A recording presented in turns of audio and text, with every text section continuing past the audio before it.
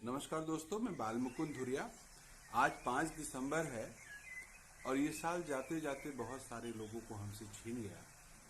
अंतिम दौर में भी कल परसों विनोद दुआ जी का जाना सरकार के खिलाफ और सही सवाल को लेके एक मजबूत आवाज का जाना हुआ। उनको याद करते हुए अब उत्तर प्रदेश चुनावी मोड में आ गया है। गजब उत्तर प्रदेश की सरकार और देश के प्रधानमंत्री जी। आज मैं अखबार उठा के देख रहा था, लखनऊ के भीतर पूरा अखबार भारतीय जनता पार्टी के प्रचार से रंगा हुआ है। ये कोई नई बात नहीं है। मंत्रियों के दौरे शुरू हो गए उत्तर प्रदेश भर में, प्रधानमंत्री से लेके अमित शाह जी से लेके और उनके सारे मंत्रियों का, और एकदम हाथ खोल के पैसा बांटा जा रहा है। अभी अम्बेडकर नगर में गए थे मुख्यमंत्री केशव प्रसाद मौर्य जी, 101 करोड़ रुपए का सड़कों का इन्होंने गिफ्ट दिया है जिले को। बड़ा गजब है। अभी अचानक से प्रधानमंत्री जी ने, मुख्यमंत्री जी ने मिलके चुनाव तक, मार्च तक गरीबों को राशन डबल कर दिया है। जो बीपीएल कार्ड के नीचे थे उनको राशन डबल कर दिया है। क्या ये सब किसी चुनाव आयोग वगैरह को नहीं दिखता है? हम कह रहे हैं गरीबों को राशन देना, डबल दें, तिगुना दें, अच्छी बात है, लेकिन आज ये बात साफ समझ में आ रही है कि आप ये सब क्यों कर रहे हैं। आप ये सब क्यों कर रहे हैं? आपकी मंशा क्या है? आपके कमजोरों, गरीबों के प्रति, आम जनता के प्रति कोई वेलविश नहीं है, अच्छी भावना नहीं है। अचानक सामने चुनाव आ गया है। कोरोना काल में आपने रुला लिया, ऑक्सीजन को तरस गए लोग, ल्हासें बिछ गई, तब आप इस लेवल पे नहीं उतरे और आज चुनाव है।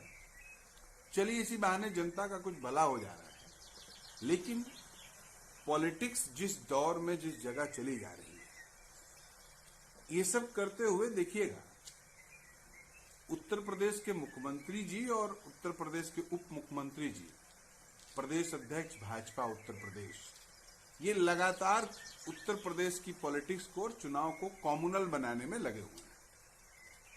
लगातार कैसे सांप्रदायिक ध्रुवीकरण हो, इसको करने में लगे हुए हैं। कोई आयोग नहीं देख रहा है क्या?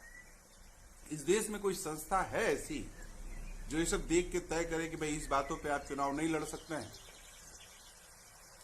अखिलेश जी ये कोशिश कर रहे हैं, लेकिन भारतीय जनता पार्टी का खेल अभी चल रहा है। आम चर्चा इधर बन रही है कि चुनाव होते होते मायावती जी का गठबंधन भाजपा से हो जाएगा। कुछ सीटों पे भी तय हो सकता है, मायावती जी को मुख्यमंत्री अंदर खाने बात हो सकती है। तो अभी आने वाले दौर में कुछ भी हो सकता है, लेकिन जनता ठगी जा रही है। जनता के साथ लगातार धोखा हो रहा है। और जिस तरह से कल लखनऊ की सड़कों पे बेरोजगार नौजवानों को पीटा गया, दौड़ा दौड़ा के गिर गए नौजवानों को दौड़ा दौड़ा के मारा गया, उससे सरकार की मंशा एकदम साफ नजर आ रही है। चुनाव भर दुलारना सुलारना है और चुनाव के बाद सूतना है, चुनाव के बाद ठीक करना है। रोजगार के सवाल पे, महंगाई के सवाल पे एकदम मौन है सरकार।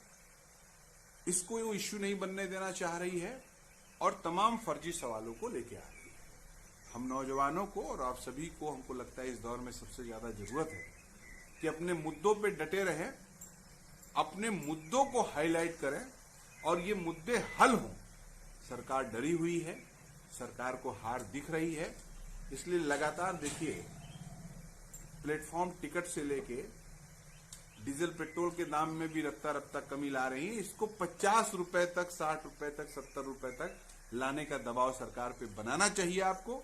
महंगाई कम हो और ये जो लूट चल रही है सरकारी काम, जनता को चुनाव के लिए प्री घूस देने का जो सरकार का अभियान चल रहा है, इसको भी काउंटर करना होगा।